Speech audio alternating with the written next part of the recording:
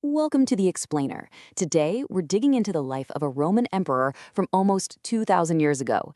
Now, this was a guy who was ruling at the absolute peak of his empire's power, but his life was just non-stop crisis. His guide for getting through it all wasn't written for you and me. It was his own private journal. And somehow, it's become one of the most powerful manuals on resilience in all of history. So here's how we're going to break this down. First, we'll look at the absolute storm of challenges he was up against. Then, we're going to uncover the secret philosophical weapon he used to get through it all. And we'll unpack the 3 core disciplines he practiced every single day. And finally, we'll see why this ancient emperor's private notes are still so incredibly relevant today. You know, Marcus wrote this for himself, and it just perfectly sums up his entire mission in life. He knew he couldn't stop the waves of chaos. We're talking war, plague, betrayal, you name it. So instead, he trained himself to be the rock that could just withstand it all, to find that unshakable stability when the world around him offered absolutely none. Okay, to really get his philosophy, you have to understand the pressure cooker he was living in. This wasn't some philosopher sitting peacefully in a garden. Marcus Aurelius was a commander-in-chief, he was a national leader, and he was a father, trying to navigate a literal perfect storm of disasters. His time as emperor was just relentless. He had wars kicking off on the Eastern Front, and then these brutal wars on the northern frontier that he was dealing with for more than a decade. And right in the middle of all of that, a plague rips through the empire, killing millions of people. As if that wasn't enough, he gets hit with a shocking betrayal from one of his most trusted generals, who just up and declares himself emperor. This was the constant chaos he was trying to manage. And you know, the chaos wasn't just on the outside. He and his wife had 13 children. This number, 8, that's how many of them he had to bury. 8 of his own kids died young. So while he's trying to manage wars and plagues for an entire empire, he's also dealing with the most profound, unimaginable personal grief. So the question is, how did he not break? I mean, really, how did he lead armies, run an empire, and endure all that tragedy without just falling apart? Well, he had a secret weapon, a tool he used every day to fortify his own mind. It was a private notebook, written only for himself, that we now call the Meditations. And what's so fascinating about this is that the Meditations was never supposed to be a book. The original title was basically just To Myself. It was his collection of thoughts, reminders, exercises. Really, it was his personal operating system for his mind. It was a practical, hands-on tool he used to put his philosophy into actual practice. And this distinction right here really shows you what kind of philosopher Marcus was. The scholar Pierre Hadot said that in the ancient world, you kind of had 2 types of philosophers. The first is the theoretical one. They create big new systems of thought. Marcus, that wasn't him. He was the second kind, a practical philosopher. He wasn't judged on what he wrote, but on how he lived. Philosophy wasn't a subject for him. It was something he did. Hadot called what Marcus was doing spiritual exercises. And I think a great way to think about it is like a mental gym. These weren't just pretty thoughts he was writing down. They were active practices, like reps, designed to free his mind from the grip of fear, anger, and worry. It was a kind of therapy of writing, all meant to turn Stoic ideas into real lived experience. Okay, so let's get into the toolkit itself. The first of his 3 big disciplines was all about mastering his own judgment. The Stoics called it the discipline of assent. And the core idea is simple, but man, is it hard. It's about seeing things exactly as they are, without adding our own dramatic and often harmful stories on top of them. I absolutely love this quote because it's so down to earth. The event is objective, a cucumber is bitter. The action is simple, just throw it away. The suffering starts when we add the story. Why me? Why is this happening? This is terrible. Marcus was constantly reminding himself, just deal with reality, not the dramatic story you're telling yourself about it. So how did he actually do this? Well, it was a 3-step process. First, just describe what's happening objectively, like a camera would. My child has a fever. That's a fact. Second, separate that fact from the story your mind instantly creates. The idea that he's in mortal danger, that's your interpretation. The fact is, someone said something bad about me. The story is, I have been harmed. And third, and this is the most important part, just pause.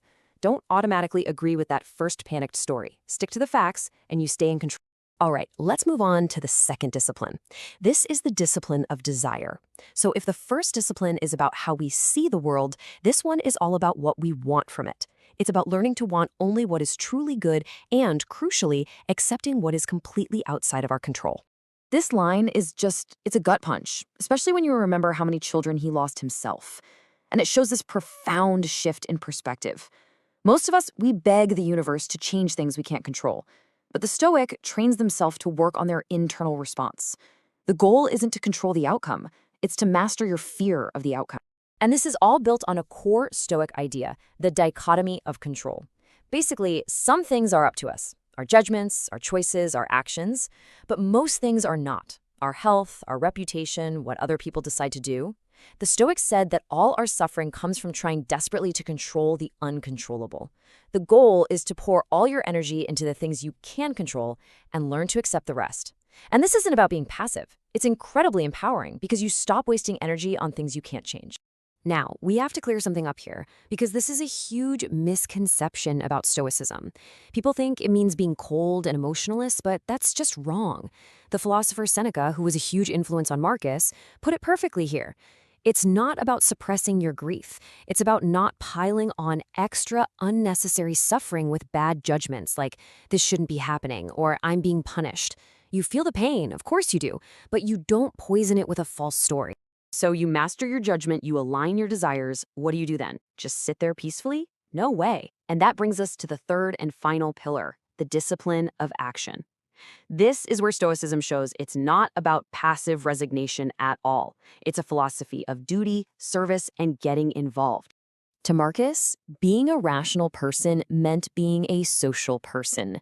He really believed we were built to cooperate, like bees in a hive. Our purpose wasn't just to find our own little bubble of inner peace, but to use that inner strength to contribute to the well-being of everyone else, what he called the common good. So his discipline of action had 3 key parts. First, everything you do should aim to help the community. Second, act with justice, which for him meant helping other people get better too. And third, and this ties right back to the dichotomy of control, you have to keep going, no matter what. Because the outcome of your actions, that's not up to you. But your intention and your effort, that's all yours. So you do the right thing, even if you think you might fail, because doing the right thing is the only part you truly control. So there we have it, these 3 disciplines: how you see things, what you want, and what you do. But for Marcus, this wasn't just some simple 1, 2, 3 checklist. This was a powerful, self-reinforcing system that let him not just survive his chaotic world, but lead through it. And the real genius is how they all create this virtuous circle. To judge things clearly, you can't be blinded by selfish desires. To desire what's actually good, you need to be actively helping others. And to act well for the common good, you need a clear, objective view of reality. See how that works? Each discipline strengthens the others, building what he called an inner citadel, an unbreakable inner fortress. And this practical, powerful way of living is exactly why his private journal has had such an incredible legacy. It's inspired military leaders like Frederick the Great, philosophers like John Stuart Mill, legendary writers like Tolstoy, and even modern presidents like Bill Clinton. It just speaks to anyone, in any era, who has to lead, has to endure, and has to find meaning right in the middle of chaos.